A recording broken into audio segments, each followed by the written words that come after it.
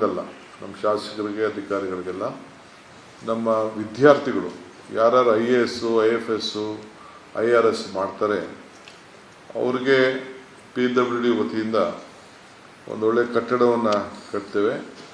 ಅವರೆಲ್ಲ ಅಲ್ಲಿ ಇಳ್ಕೊಂಡು ವಿದ್ಯಾಭ್ಯಾಸವನ್ನು ಮಾಡಲಿಕ್ಕೆ ಅಲ್ಲಿ ಕೋಚಿಂಗ್ ಸೆಂಟ್ರಿಗೆ ಅವರಲ್ಲಿ ಇಲ್ಲೆಲ್ಲ ಹೋಗ್ತಾರೆ. ಸೊ ಒಂದೇ ಕಡೆ ಎಕ್ಸ್ಚೇಂಜ್ ಆಫ್ ಥಾಟ್ಸ್ ಎಲ್ಲ ಮಾಡ್ಕೊಳ್ಳಿಕ್ಕೆ ಅಲ್ಲಿ ಸ್ವಲ್ಪ ಜಾಗ ಕೊಟ್ಟಿದ್ದಾರೆ. ಸೊ ಅದಕ್ಕೆ ನಾವು ಈಗಾಗಲೇ ಸ್ವಲ್ಪ 80 ಕೋಟಿ ರೂಪಾಯಿ ಅಷ್ಟು ಒಂದು ಎಸ್ಟಿಮೇಟ್ ಕೊಟ್ಟಿದ್ದಾರೆ ಡೆಲ್ಲಿನಲ್ಲಿ. ಇನ್ನು ಸ್ವಲ್ಪ ಜಾಸ್ತಿ ಆದರೂ ಕೊಡಬೇಕು ಅಂತ ಡಿಸಿಷನ್ ತೊಗೊಂಡಿದ್ದೀವಿ. ಇವತ್ತು 80 ಕೋಟಿಗೆ ಪರ್ಮಿಷನ್ ಕೊಟ್ಟಿದ್ದೀವಿ. 50% will be for SC ST and 50% for others. ಅದಕ್ಕೆ ಬೇರೆ ಇಲಾಖೆನೂ ದುಡ್ಡು ಕೊಡ್ತೀವಿ, ಅದಕ್ಕೆ PWD ನಡೆಸ್ತಾರೆ.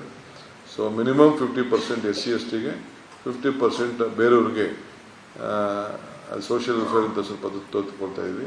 ಸೊ ಬೇರೆ ಎಲ್ಲರಿಗೂ ಕೂಡ ಅದರ್ ಬ್ಯಾಕ್ವರ್ಡ್ ಕ್ಲಾಸಸ್ಸು ಜನರಲ್ ಎಲ್ಲರೂ ಕೂಡ ವಿದ್ಯಾಭ್ಯಾಸ ಮಾಡಲಿಕ್ಕೆ, ಏಕೆಂದರೆ they have to go with a national competition. IAS, IRS, IFS ಇಂಥಕ್ಕೆಲ್ಲ ಹೋಗಬೇಕು ಅಂತ ಆಸಕ್ತಿ ಇರೋರಿಗೆ ಅದಕ್ಕೆ ಕಾಂಪಿಟೇಟಿವ್ ಎಕ್ಸಾಮ್ಸ್ಗೆ ಅದಕ್ಕೆ ಅವಕಾಶವನ್ನು ಮಾಡ್ತಾ ಇದ್ದೀವಿ. ಆಮೇಲೆ ನನಗೆ ಆಯ್ತಲ್ಲ, ಇದು ಮೂರನೇದಿದೆ. ನೆಕ್ಸ್ಟ್ ಸಬ್ಜೆಕ್ಟ್, ಈ ರೆಸಿಡೆನ್ಷಿಯಲ್ ಕಮಿಷನರ್ ಆಫೀಸ್ ಏನಿದೆ ಅದು ನನಗೆ ಸಮಾಧಾನ ತರಲಿಲ್ಲ, ಅದನ್ನು ಡೆಲ್ಲಿಲಿ. ಸೊ ಅದನ್ನು ರೀಆರ್ಗನೈಸೇಷನ್ ಮಾಡ್ತಾ ಇದ್ದೀವಿ.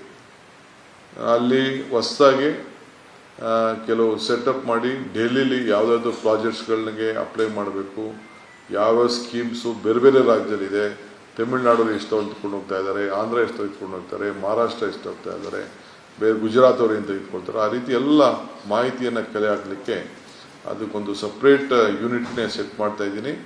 ಸಪ್ರೇಟ್ ಟೀಮ್ ಆಫ್ ಆಫೀಸರ್ಸ್ನ ನೇಮಕ ಮಾಡ್ತಾ ಇದ್ದೀನಿ.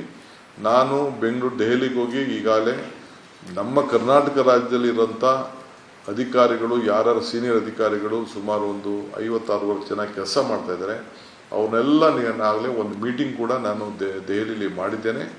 ಅವ್ರ ಸಲಹೆಯನ್ನು ಕೂಡ ಪಡೆದಿದ್ದೇನೆ. ಅವರು ಬೇಕಾದಷ್ಟು ಸಲಹೆಗಳನ್ನು ಕೊಟ್ಟಿದ್ದಾರೆ.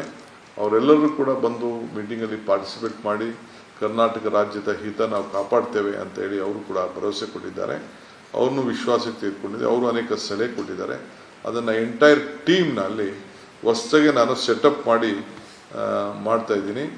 ಮಾಡಿ ಜೊತೆಗೆ ಅವರು ನಮಗೆ ಅವರು ಅವರವರು ಎಲ್ಲ ಸೇರಿಕೊಂಡು ಮೀಟ್ ಮಾಡಿ ಅವ್ರವ್ರ ಇಲಾಖೆಗೆ ಅವ್ರ ಫ್ರೆಂಡ್ಸ್ ಏನೇನಿದ್ದಾರೆ, ಕೊಲೀಗ್ಸ್ ಏನಿದ್ದಾರೆ, ಅವರು ಕೂಡ ನಮಗೆ ಗೈಡ್ ಮಾಡಲಿಕ್ಕೆ ಎಲ್ಲ ಮುಂದೆ ಬಂದಿದ್ದಾರೆ. ಅಲ್ಲೊಂದು ಸಪ್ರೇಟ್ ಟೀಮ್ ಮಾಡ್ತಾ ಇದ್ದೀನಿ.